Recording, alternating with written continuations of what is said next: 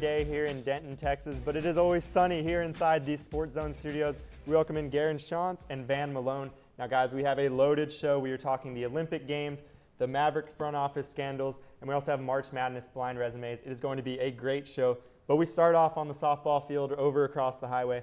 Mean Green softball 7-4 so far this year. A little improvement so far based on last year going 25-31. Guys, what have you seen so far out of this team? Well, I'll start off like this. The Mean Green last weekend went 4-0 in the Shut Invitational. Katie Clark is 6 for 6 on stolen bases. And not to mention, they have the best home winning streak since going 9-0 in 2014. And that is very impressive. And add on top of that, Lacey Gregory, she was batting .700 in the Mardi Gras Classic. That is impressive. Oh, yeah. You touched on Katie Clark. I have two other sophomores that are killing it. You got Nicole Ochnick. It's a tough name. I was trying to figure Nicole it out. Ochnick, I believe. My bad if I butchered that. And then Lacey Gregory. Miss Nicole, she's averaging a .393 batting average, which is awesome. Leads the team in home runs with 13. And then also has 69 putouts from her catcher position. And then Miss Gregory over here, she's leading the team with 10 runs. She also has 17 RBIs, which leads by a huge margin. And then she also has 3 home runs. So those three, Katie, Nicole, Lacey, they're killing it. So you guys talked about the new people kind of coming in. I want to talk a little bit about last year. Kelly Shockey was outstanding last year. She hit .346 all year long, led the team in hits, led the team in home runs, constantly making big plays. We've talked about kind of these newcomers coming in. But as a team, what is it like to just have a leader like that just be gone? And do you think this team can still keep a good year going despite losing her? Well, I think it's a little too early on in the season to determine that. But just like we said, we have some big names coming up in Lacey Gregory, Katie Clark.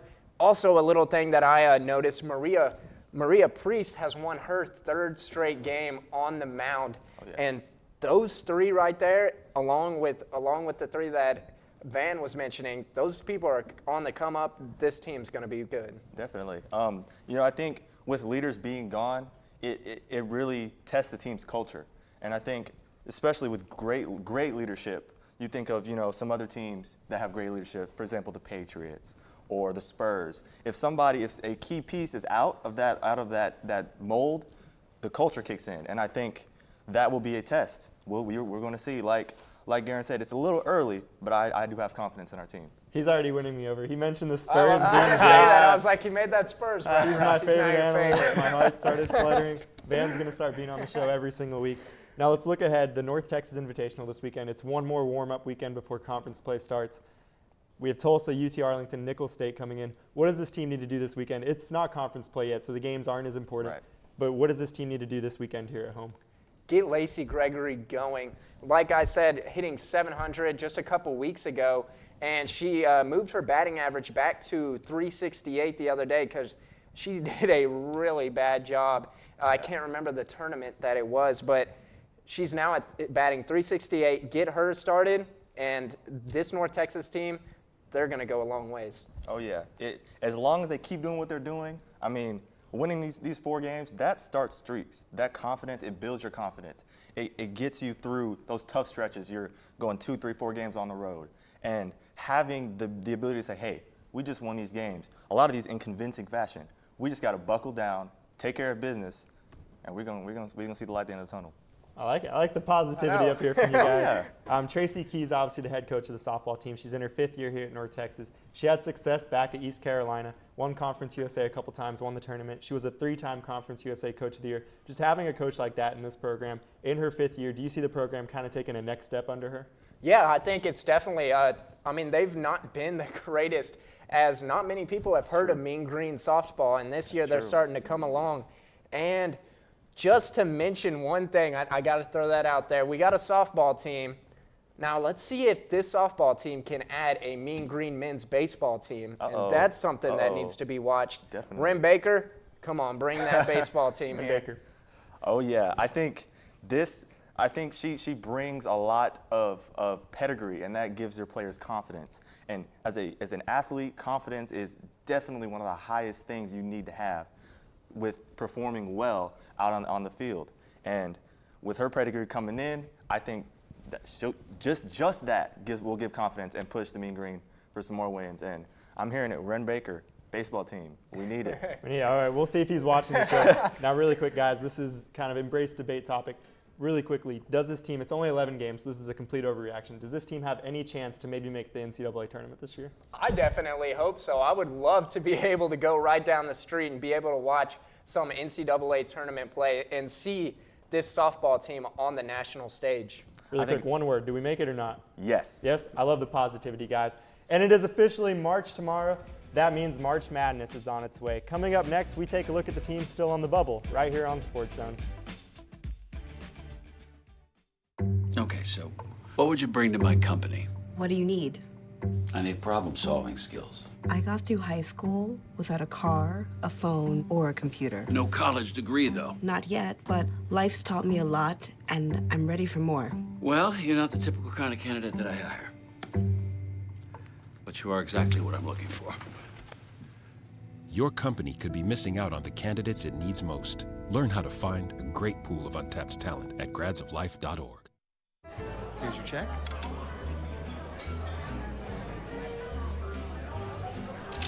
Oh, you got it. You know, since I got rid of my car, I really enjoy walking. Okay. Gone. No.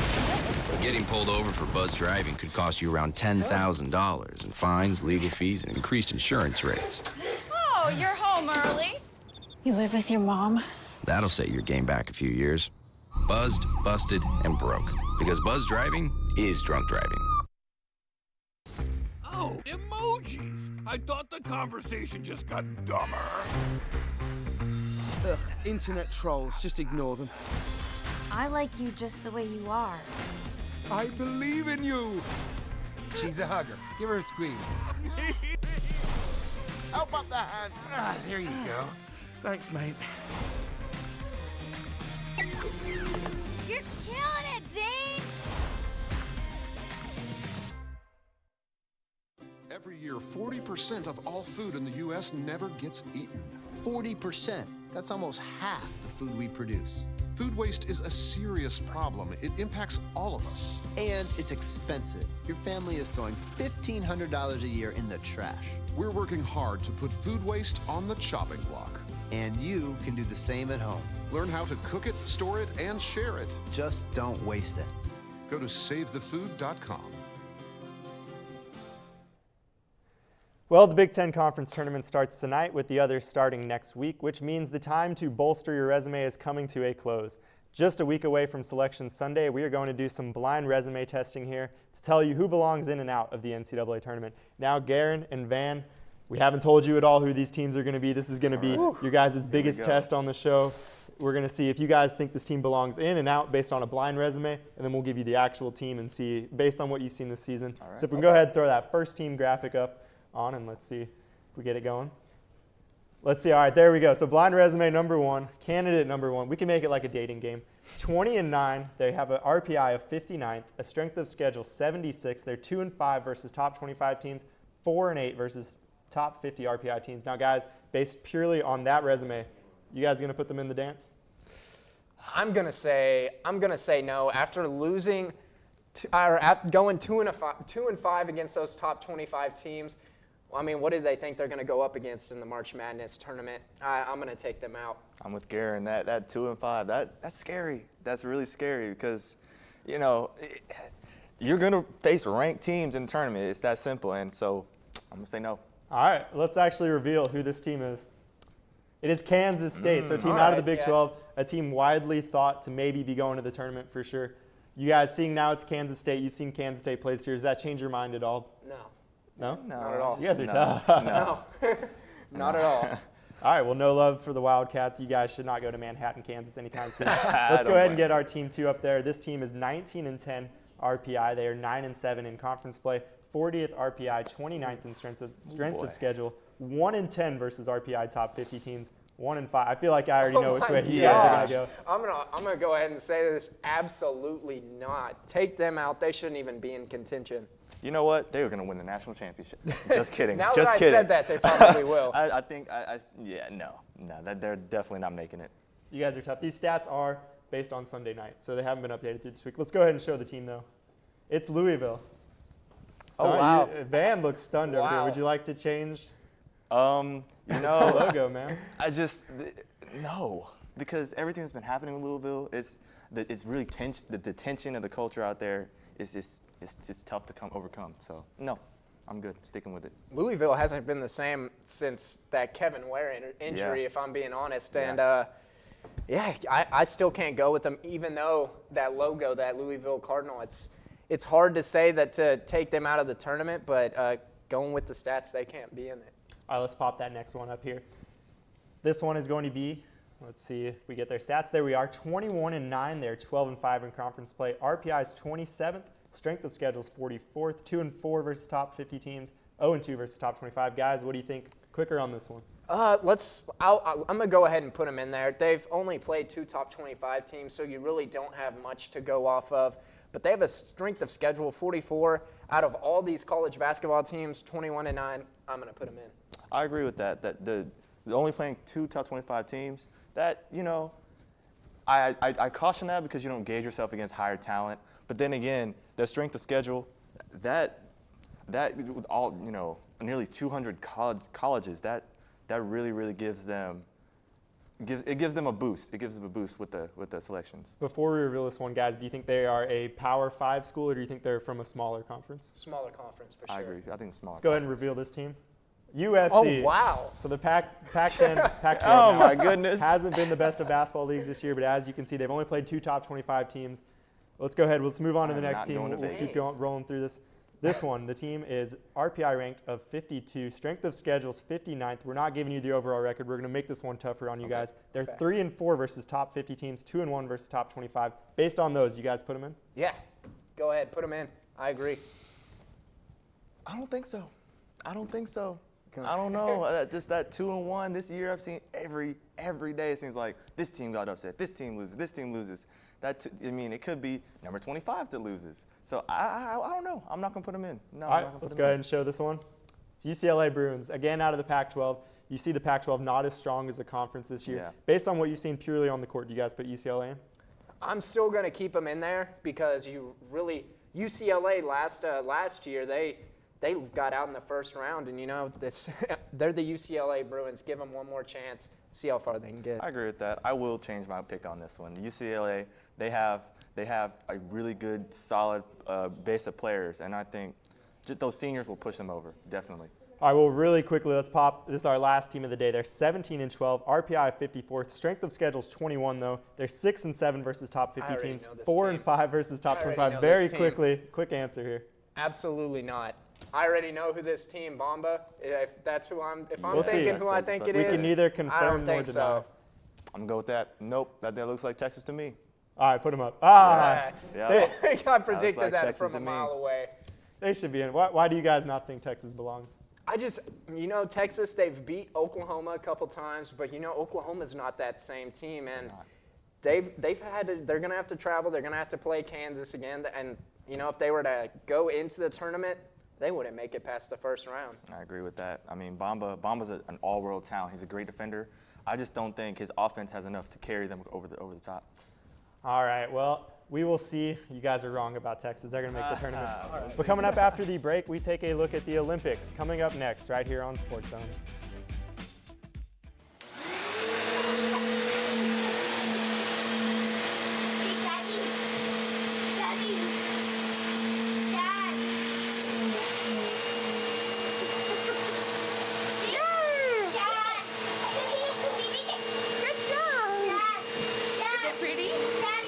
How's your hair? Is it pretty? Daddy. It's pretty. Maybe I'll say Bye-bye. Hi. Hoping for a crisp breeze to help keep you alert. Oh, he took a sip of water too. That'll probably help. You were probably gonna turn down the radio too, so you could focus, right? Probably okay isn't okay. Right? If you see a warning sign, stop and call a cab, a car, or a friend. I think the water line is what really drove it home. I blew on him. So there you are, shuffling through a stack of resumes and you come to mine. This is it, first impression, my way in. But Can my resume show you how I truly stand out? Like that I was studying, going to night school while working 2 jobs just to help my parents pay for groceries. Or being the first one to always step up. No, that's something you just can't put on paper. Look beyond the resume and discover new ways to develop great talent that is dedicated, hardworking, and determined like me.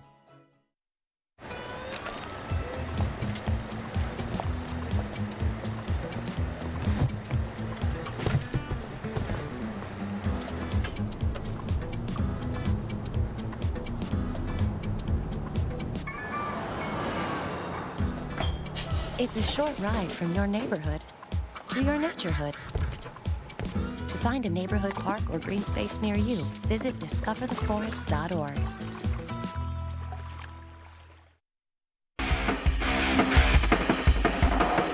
Do you like the Olympics? Yeah, I like them a lot. We're discussing the Olympics. Have you guys been watching the Winter Olympics? Yeah, a little bit. No. No? Why haven't you been watching them? Not really into sports. Not into sports? How much have you watched the Winter Olympics this year? I've only watched the figure skating because my friends are into it. I'm watching a little bit, mostly the figure skating and the skiing and snowboarding. Are you a big sports fan? Oh yeah, definitely. Yeah. You said you've been watching them. There's this really good German bobsledder named Dirk Nowitzki. Have you seen him? No. You haven't seen him? He's really, really good. You haven't seen Dirk Nowitzki, the German bobsledder? No. All right. What do you think of Tony Parker, the French bobsledder? I really don't have any idea who Tony Parker is, but I mean, if he's as good as he says he is, hopefully he doesn't choke. Oh, he doesn't. He's good. He's really good. There's this German bobsledder who's kind of taken the Olympics by storm, Dirk Nowitzki. He's really good, really agile. They say he's a little tall, but he kind of pulls it off. What do you think about his bobsledding abilities? I mean, anything that they do there is amazing. I mean, I'm not athletic at all, so just to think about the amount of skill and control and technique that they have to maintain to be able to do any of those sports, it's really mind-blowing to me personally. What do you think about Dirk Nowitzki, the bobsledder? I think it would definitely be interesting to see Dirk Nowitzki bobsledding, trade the basketball for the ice. Well, I don't know, basketball. It's not the Summer Olympics. He's kind of tall. They say he's a little oversized, a little lanky. But have you seen him on the bobsleds? Dirk Nowitzki, like the basketball player. He got that one. So figure skating. Have you seen the power couple of Seth Luttrell and Jaylee Mitchell on the ice? They're kind of a Canadian couple at figure skating. They've been really good. They say Luttrell's form is kind of like a Michelangelo of figure skating. Have you seen them on the skates? No. I'm pretty sure they're not ice skaters either. Have you seen them at all? No, I haven't. Sounds like you're not watching the Olympics. Maybe I'm not watching it enough. You have? Okay, be honest, because I thought their last routine was like a little not all the way there. Luttrell's form was kind of off. What did you think about his form? Cannot tell you. I don't remember much about it. I've remember seeing the faces and how famous they've gotten so far. That's true. The Winter Olympics will bring unwanted fame. Can we get a USA chant? USA. There we go. Well, that was a look at the Winter Olympics, and we know most UNT students maybe don't know as much about the Winter Olympics as we want, but they have come to a close, or a freeze if you guys are into puns. But we talk all these big storylines. There was Chloe Kim being fascinated with food, Adam Rippon on the ice, the USA women's hockey team beating Canada finally. What did you guys see from this Winter Olympics that stood out to you the most? I got to say the biggest moment for me was Shaun White's final competition on the half pipe.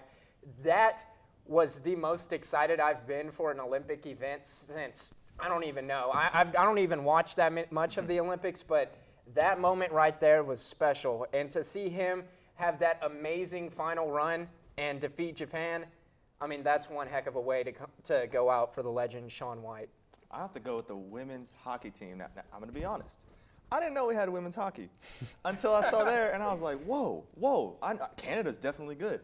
And seeing the women win 3-2, they beat Canada. Canada's last ever was in 1998, and it was awesome. It was awesome to see our women come up, beat the top dogs, and take their throne. And adding to that, that was the 30-year anniversary of the Miracle on Ice. Really? So I didn't know that. That game right there was nothing short of a miracle. Oh yeah. And it's crazy. Canada was the 4-time defending champions. The USA team, they won in a sudden death shootout for the gold. Canada had beaten U.S. 2014, 2010, 2002. It's the first win for the women in 20 years.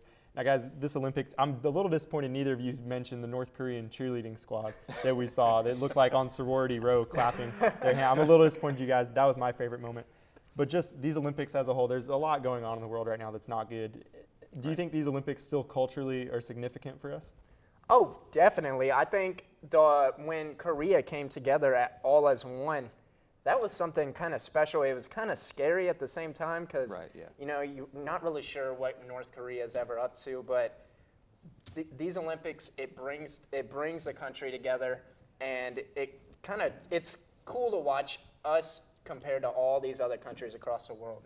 Yeah, there's definitely a lot of international tension going on, a lot of, you know, clashing, kind of butting of heads. But you leave it up to sports to always bring us together and say, hey, you're human, I'm human, let's watch some sports. And I really, really, that's why I love the Olympics. I love that time. So are you guys bigger fans, really quick, just bigger fans of the summer or the Winter Olympics? Which one do you guys like more? I'm going summer, just for that men's basketball team to just dominate. Oh, definitely summer. First, it's warmer. Second, that basketball. Gotta love basketball. I mean, come on, yeah. You guys aren't curling guys? Curling. I want to be, but yeah, I don't know much about it. I have to research it. It's curling. You know, The Simpsons predicted that win. They did. I saw that. That was pretty cool. They predict everything, it seems like. But up next, we talk about the Sports Illustrated report on the Dallas Mavericks and a toxic workplace environment. We give you the full details coming up next on SportsZone.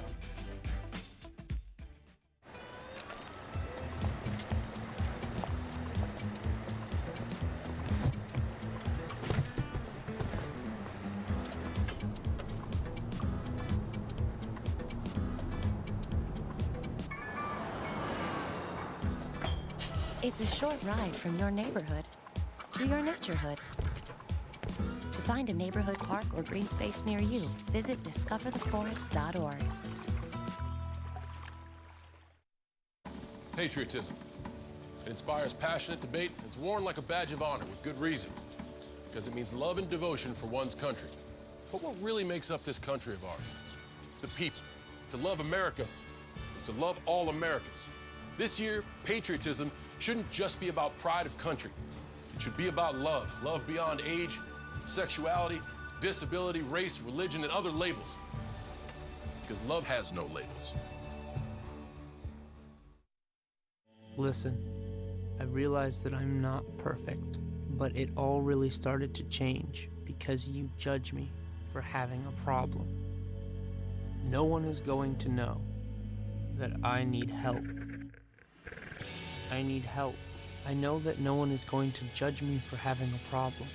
I realize that I'm not perfect, but it all really started to change because you listen.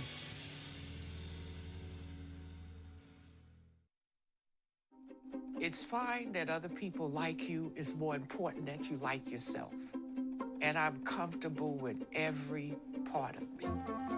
Meals on Wheels coming to my door as someone who's housebound assures me that I'm not forgotten. They care that I'm okay. My name is Asha Ida Bell. America, let's do lunch. Drop off a hot meal and say hello. Volunteer by donating your lunch break at americaletsdolunch.org. Well, a Sports Illustrated report on the Dallas Mavericks by John Wertheim and Jessica Luther detailed sexual harassment allegations against former team president and CEO Turdima Yusri, multiple domestic abuse charges against Mavs.com beat writer Earl K. Snead, and the role of Vice President of Human Resources. Now, while all parties involved no longer work for the Dallas Mavericks, some do wonder if owner Mark Cuban had any knowledge of the abuse. Cuban has denied any knowledge and has complied with the league since then. Now the Mavericks hired Cynthia Marshall as interim CEO, former Vice President of Human Resources at AT&T. Welcome back in, Garren and Van. Now, a very serious topic here. This is kind of spanned 20 years, especially with the former CEO. The Mavs beat writer with the domestic abuses was kept on the staff. Do you guys think, what do you think this means for Mark Cuban, first of all, and do you think Mark Cuban had knowledge of this? I think what this means for Mark Cuban is this might be the end of him being the owner of the Dallas Mavericks. He's eventually going to have to sell off this team, just like we saw with the Clippers a couple years back. Now, has he known this all along? I'm not too sure about it. I've seen some reports that do say that he's known since 2008, but you never really know because everything's just a rumor. But I think if he did know and he kept this guy on staff, Cuban's career may be over. I don't think he needs to sell the team. That may be going a little bit drastic, but I think he definitely needs to acknowledge, maybe have a press conference and acknowledge apology, because he's definitely at fault. 18 years is a long time, and especially with Cuban, he's such a hands-on owner. I mean, he has his hand in every single cookie jar. He knows everything that's going on. Okay, so don't that mean you know all this is transpiring in your organization? So I don't think he should sell the team, but he definitely knew. And we talked about, you bring up Donald Sterling. The NBA forced him to sell his team. Do you guys think the NBA should take any action, whether it's selling the team or maybe losing a draft pick has been talked about? Do you think the NBA should step in here and say, we're going to punish you for this toxic workplace? Yeah, the Mavs definitely need to be punished because it was happening in so much of their personnel for, like you said, 18 years. That is absolutely ridiculous. And I know Mark Cuban is so involved in this Mavericks organization that he had to know just a little bit about this, and the fact that he kept them on is stunning. Mavs need to be penalized. Whether that means Mark Cuban's got to sell the team, I don't know, but they need a penalty, whether that means losing a draft pick as well. I definitely think, punishment is warranted. Punishment is definitely warranted. Mostly, I think, because Mark Cuban's a billionaire, money won't necessarily hurt him. What will hurt him is those draft picks, those valuable draft picks. So I think you take those away, he'll definitely change will come. And so we talked draft picks. Let's go ahead and transition over. Now, the Mavericks have talked about tanking. Mark Cuban was fined for that, $600,000. It was a new personal best for him. Do you guys think the Mavs, they've been awful this year. They've been terrible, just downright not good. Do you think they should tank the rest of the season? And I think Adam Silver today said, as the NBA, tanking is terrible for the league. But the Sixers did it. The Sixers are starting to become a good team again. Do you guys think the Mavs should just full-on tank? As a true Mavs fan, I think absolutely they should tank because you want a good young nucleus around Dennis Smith Jr. Dirk Nowitzki's reaching his final years, if not this could be his final year. And you got some young guys. You got Matthews. You got they traded away Nerlens Noel, or do they still have him? I can't even remember. There's always drama around that. They need to make a move, and they need to tank, get that top draft pick. But what's insane is there's, 5 teams that are all competing for this same spot? So it's hard to lose, which is absolutely ridiculous to me. Yeah, I think the Mavs should tank. But I don't think tanking is good. I don't think you should tank because I have here Boston Celtics, Lakers, Mavs, Heat, Spurs, Warriors, Cavs, Warriors. None of those teams tanked.